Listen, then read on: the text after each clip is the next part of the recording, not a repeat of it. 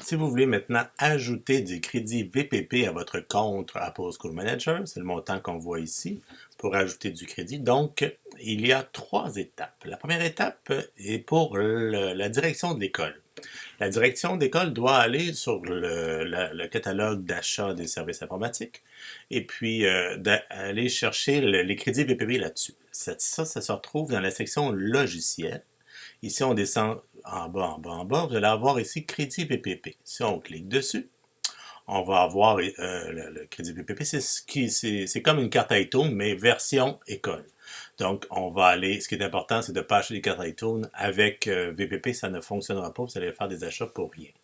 Donc, pour avoir du crédit, il faut passer par le catalogue. Ici, par exemple, s'il veut vous donner 1000$, et on va écrire 1000$, on ajoute au panier, et ensuite, on va aller procéder comme dans les boutiques en ligne, on va aller procéder à l'achat.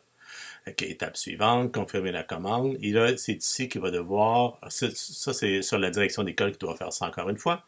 Elle va écrire son nom, on va écrire le poste budgétaire dans lequel ça doit être. Et puis, commander pour.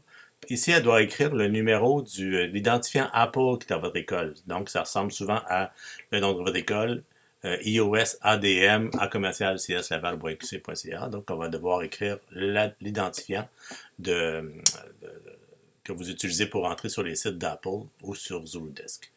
Donc, une fois que c'est terminé, tout ça est rempli, on va aller cliquer sur Ajouter étape suivante, Apple ID ici. Alors, c'est ici qu'on va écrire l'Apple ID. Fait qu'on peut l'écrire ici, puis on va pouvoir aussi l'écrire sur celui-là, mais moi, je ne peux pas aller plus loin que ça.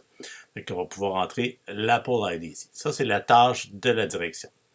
Une fois que c'est envoyé, ça va être traité par les ressources matérielles. Votre direction, toujours, va recevoir un courriel qui va ressembler à ça ici. Dans le courriel, il va y avoir le fameux code qu'on a besoin.